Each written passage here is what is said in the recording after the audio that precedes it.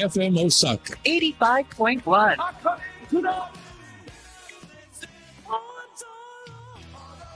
Dance for me. 母ちゃん、あんた踊れなさい。FM Osaka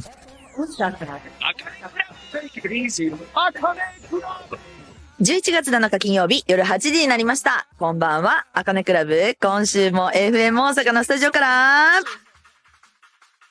ダンスチーム、アバンギャルディをプロデュースしている振付師あかねです。はい。お久しぶりの収録でございます。なんと、これ、昨日です。昨日の収録分でございます。そう、だから、超熱々、最新の私の声、お届けしちゃいます。はい、そうですね、大阪にはただいまっていうことでございまして、台北公演が、アバンギャルディのね、台北公演が無事に終わりまして、そして私は、東京の方にそのまま日本帰って東京にいましたから、大阪はね、昨日だか一昨日だかに帰ってきました。久しぶりに。はい。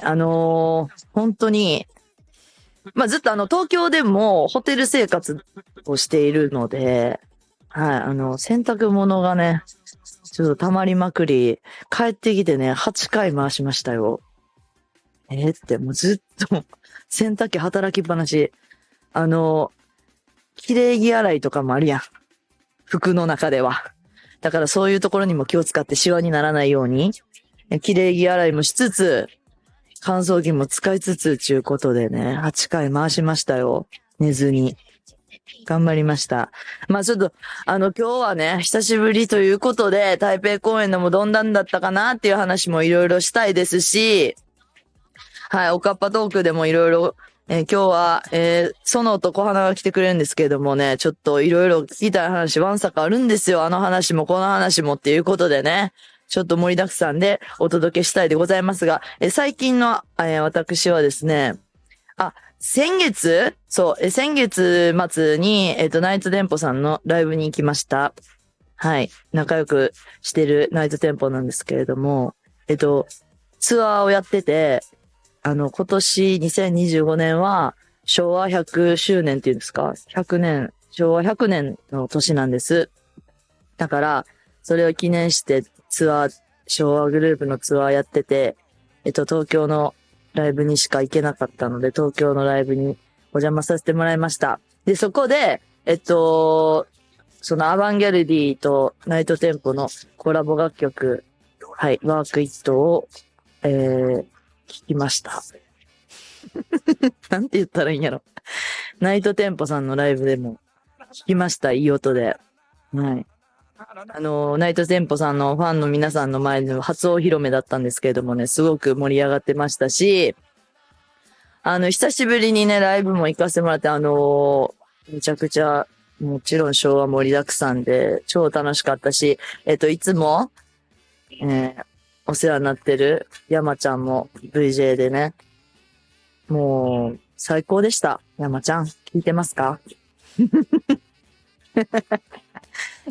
ナイトテンポさんのライブはですね、来年2月19です。はい、2月19日、木曜日にございまして、ゲストでアバンギャルディが出るっていうことも発表しております。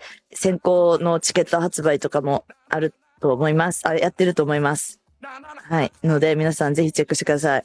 もう本当に彼のライブはめちゃくちゃ楽しいです。老若男女、楽しめるライブなので、もうほんまに皆さん来てねっていう感じでございます。はい。そしてワークイットも来てねというか、ワークイット見れるかもよっていう感じでございます。はい。ということで、今週のあかねクラブは、おかっぱトークと、これまた嬉しいよ。番組のどっかで、佐藤正樹さんからのメッセージをお届けします。本当にね、楽しみ。ちょっとどんなコメントが来るのやら、楽しみでございます。それでは、FM モスカあかねクラブ、今日の1曲目は、ナイトテンポで、フライデーチャイナタウン。FM Osaka 85.1. FM Osaka あかねクラブ。FM 大阪アトネクラブ。それでは、アバンギルディの、おかっぱということで、今週はこのお二人が来ています。自己紹介とともに、一発ゲームお願いします。どうぞ。やっと牧場着いたな。ちょっと待って。んこんなに時間かけてきたのに、牛おれへんやん。どこなん牛もう。そのです。お願いします。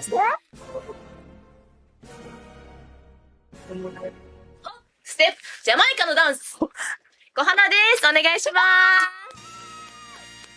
す。お笑いです。ありがとうございます。お願いします。ね、という、そんな愉快なお二人でお届けしちゃいます。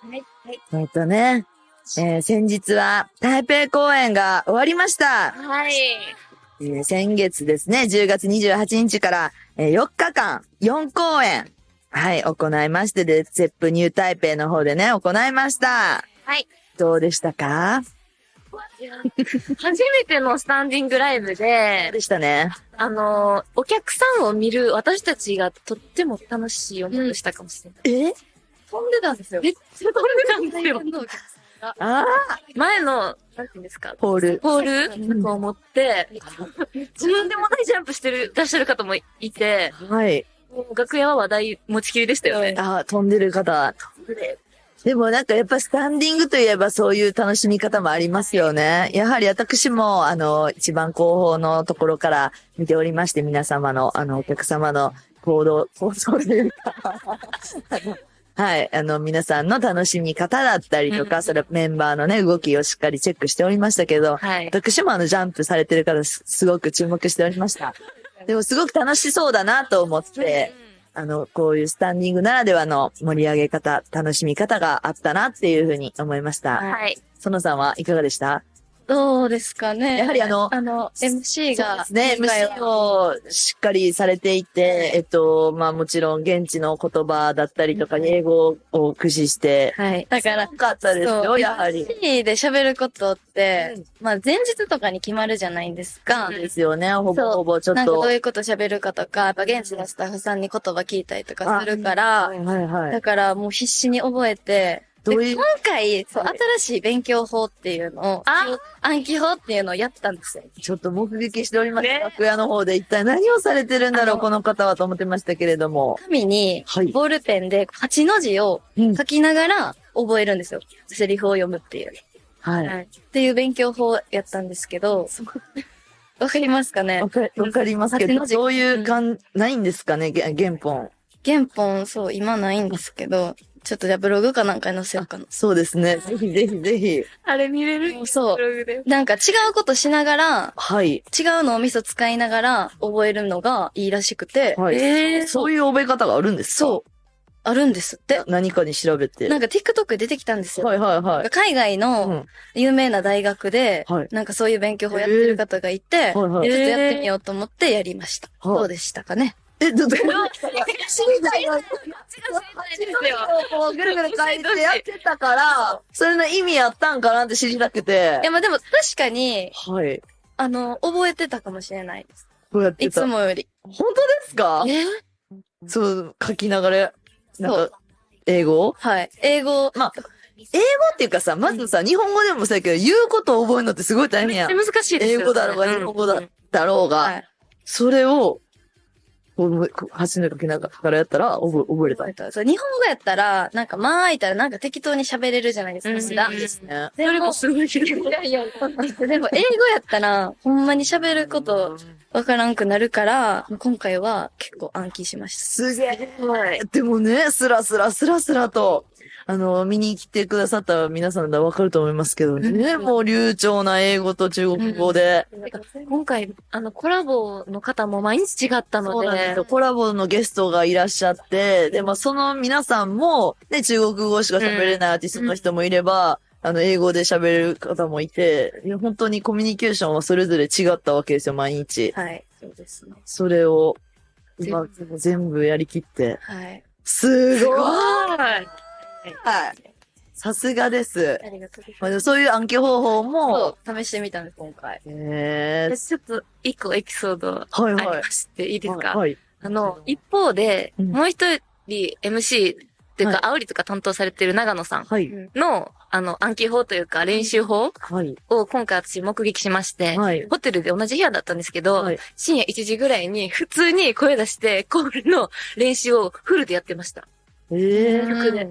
俺レッツゴーとか言って歌って、あほぼ踊りながら歌ってライブも、メドレー、うん全部やってはりました。あ。それは、お部屋ではい。ええすごいなそれやかましくで寝れなくなかったですかお隣のあなたは。全然もう、やってください、どうぞっていう感じで。だからそうやって実践をしながら覚える人もいたり。はい。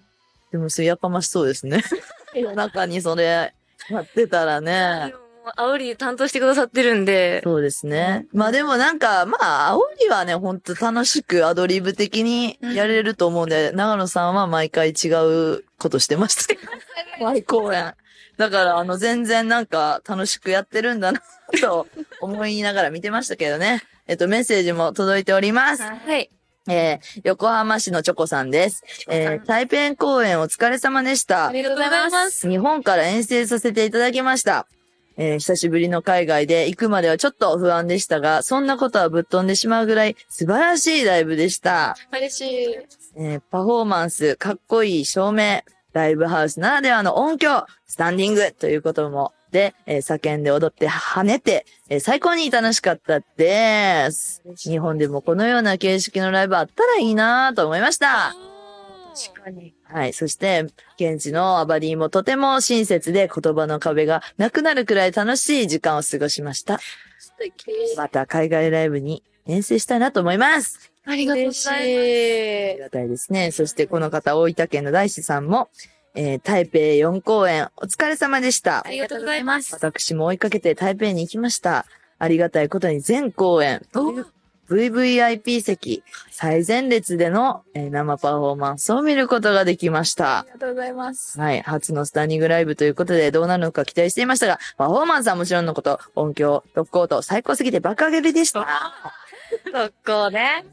そして、日本では見れないパフォーマンスや新曲と贅沢なライブで余韻が半端ないです。はい。で、日本のアバにもたくさん駆けつけて、打ち上げや観光、聖地巡礼も一緒に楽しめて最高の思いになりました。いいなぁ。また海外でのライブに参加したので、皆さん頑張ってください。はい。そうですよ。はい。そうやん。そうなんですよ。前回の台北ライブよりも、日本人の方がすごく多く感じました。ほんまに。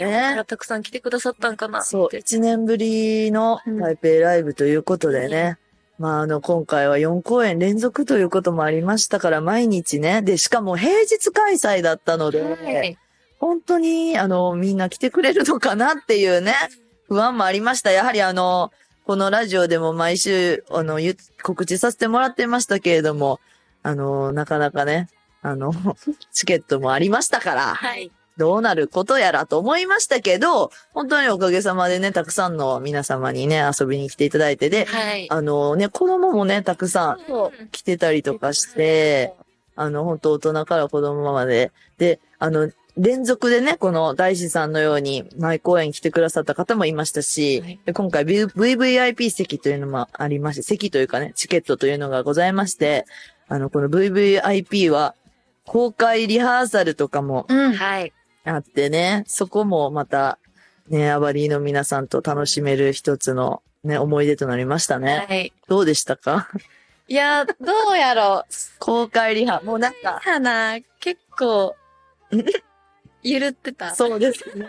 その通り、初日はまだちょっとね、しっかりやろうかという感じで、本当に本格的にリハっぽくしてましたけど、もうなんか後半は、まあリハっていうか、ウォーミングアップっていうかっていうお互いにね。そう。もう、そう。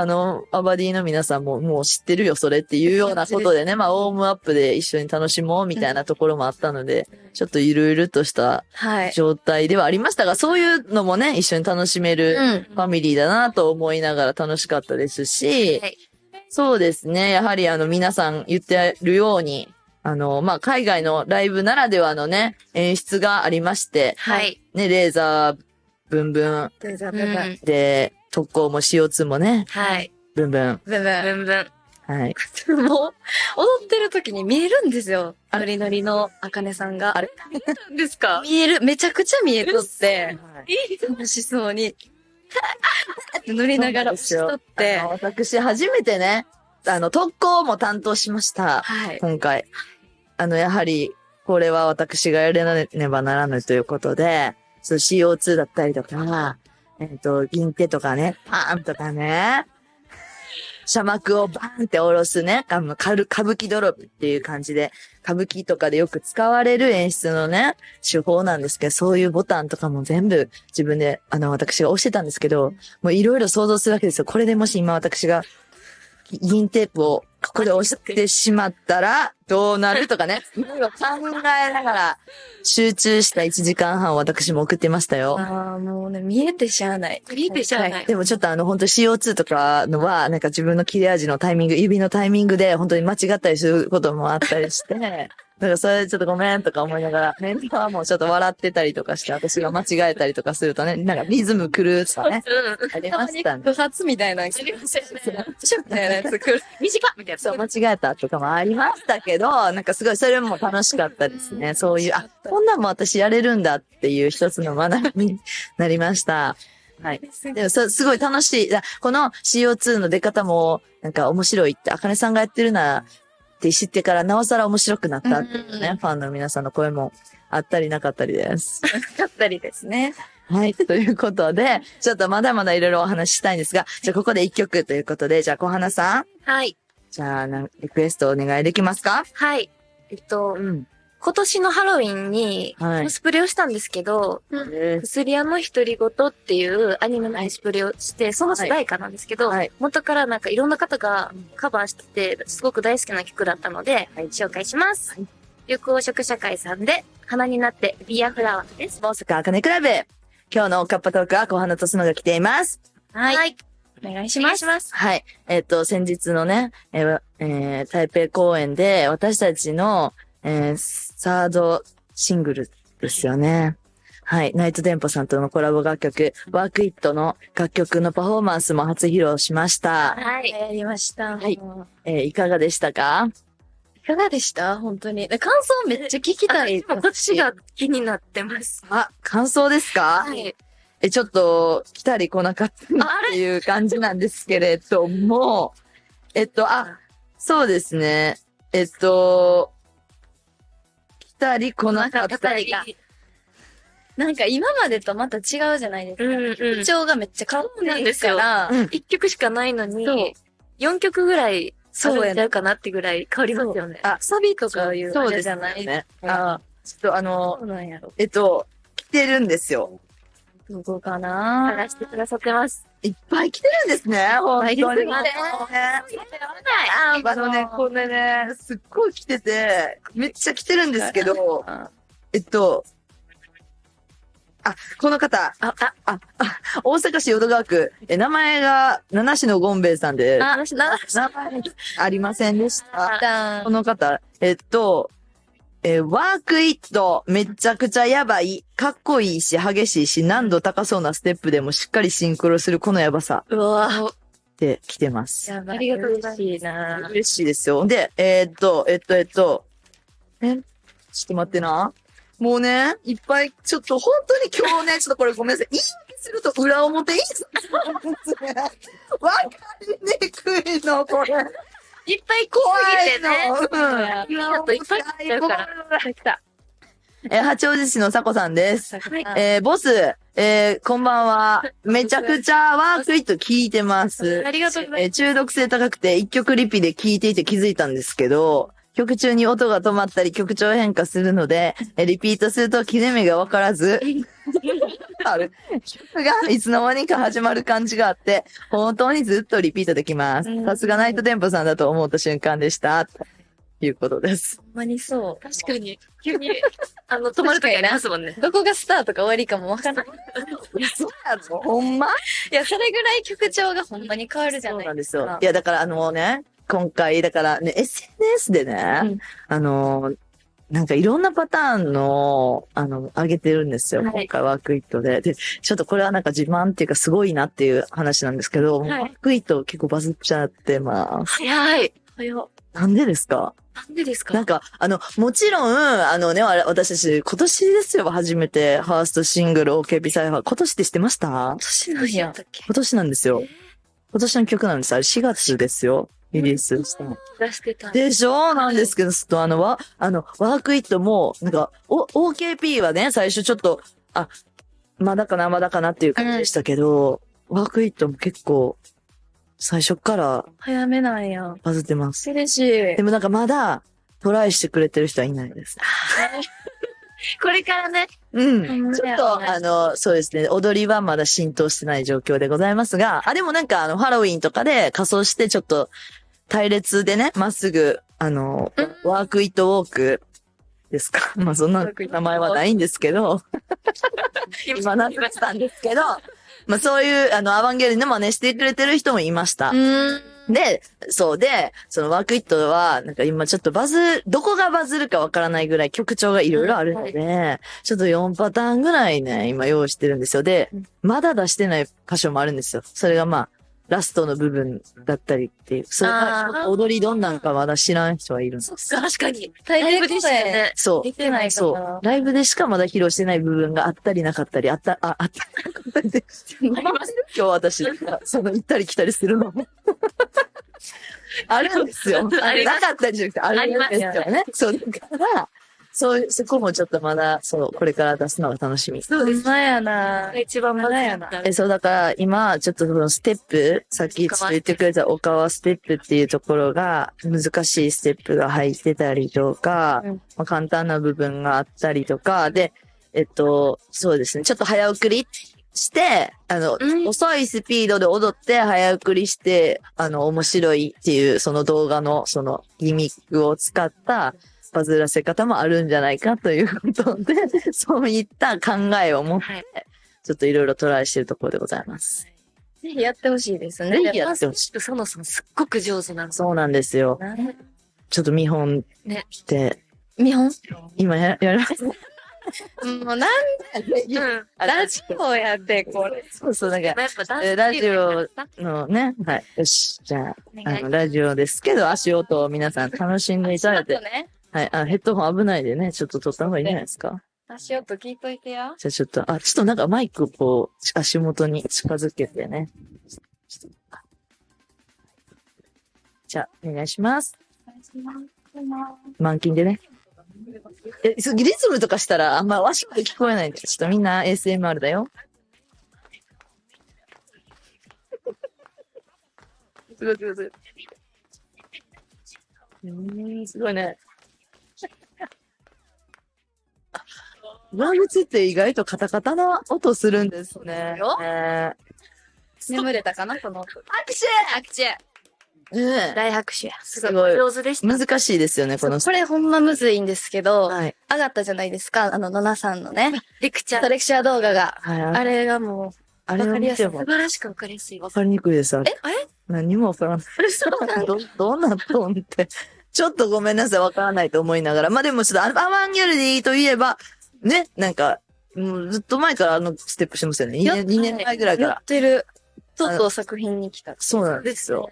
アイドルでも、夜遊びさんのアイドル踊ってるやつでも、パフォーマンスでも出てきたりとかする、私たちからしたら、伝統のステップ。ステップですね。アバンギャルディ伝統ステップなんでございます。はい。なので、そういうところも、皆さんぜひ、レッツトライしてみてください。はい、してみてください。じゃあ、ちょっと曲聴いていこうか。はい。はい。じゃアバンギャルディ×ナイトテンポで、ワークイットあかねクラブ、おかっぱトークでございます。はい。じゃあ、この二人が来てるということでね。はい。ちょっとね、聞いてみたいことが、ちょっと、園さんにね。はい。これなんですけど、アバンギャルディの園が TBS の番組、くのいちに出場します。はい。放送日は11月24日、祝日月曜日夜6時半からです。ということです。はい。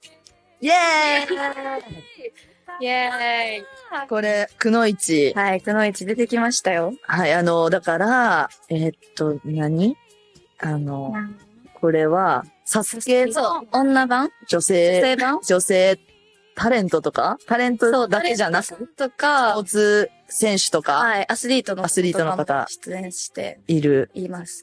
50人かな ?50 名の出場があって、今回はすげえ出てきましついにねえ、やっぱアバンギャルディの、やっぱこのアスリート担当といえば、やっぱその、はい。ですから、やっぱ、ちょっとこういうサスケとかにチャレンジしてほしいっていうのは、前々から思ってましたから、ああ、そうなんですか？いや、だからできると思うやんな、そのやったら。だから、やっぱちょっとぜひチャレンジしてほしいという気持ちで、願ってたんですけど、はいしちゃいましたね。だから、でもちょっとこのファイティングポーズしてるソノとかはもう出てるんですけど、SNS の方に。でエントリーとかね、その公式ホームページにも出てるんですけど、はい。ちょっとどうだったので、まあちょっとまだね、放送前なんであんま言えないと思うんですけど、どうでしたかっていや、なんかいう。一人の収録ってないじゃないですか。いいですよ。だから、そうね、アバンギャルディがね、テレビ出ること珍しい珍ですしいから。し、めっちゃ緊張しました、やっぱり。一人ってなると。うんうん。で、どうなんていいかわからんねんけど、はい。まずコースあるじゃないですか。そのまあステージっていうのは当日の朝に知るんですよ。そう、当日の朝に説明があって、で、そのままもうスタートするかじゃあら、練習は練習もないんです。ないの？一回もできそうなん。そう。ぶっつけ本番ぶっつけ本番でみんなそうなんや、あれ。練習とかしてんのと思ってた。なんかお家に作ってる方とかいるじゃないですか。ガチのねそうそう、ガチの方は、そうやって練習して対策してきてるけど、そう初めての方は多分ほんまに練習なしで、だからセットを目の前にして見るのも、ほんまにそのスタートの直前。だから高さとか距離感とかほんまにわからんくて、もうとりあえずやってみなあかんっていう感じだったんです。ドキや練習はしてたんですよ、その練習そうそう。なんかまあ、シミュレーションってことシミュレーションそうして。って、いや、妄想っていうか、メンバーに、こうやってもらって、まあ、王道のコースがあるじゃん、あるんですけはいはいはいはいど、はいその中で一つフィッシュボーンっていうのがあって、シュボン。こう、回る棒をくぐり抜けて、こう、渡っていくみたいなのがあったんですけど、それを、メンバーにやってもらって、手回して、黒から前に。手を棒代わりにして、練習したりとか、みんなでなんか動画見て、今やってタイミング練習したりとかはしてました。そう、協力してもらってたけど、実際ってやっぱ全然違くて、思ってたより距離あるとか高さある。そっか、いいな、なんかな、やってみたいな、ちょっと一回ぐらいはって思うけど、緊張。賞金とかあるんですか？賞金あると思います。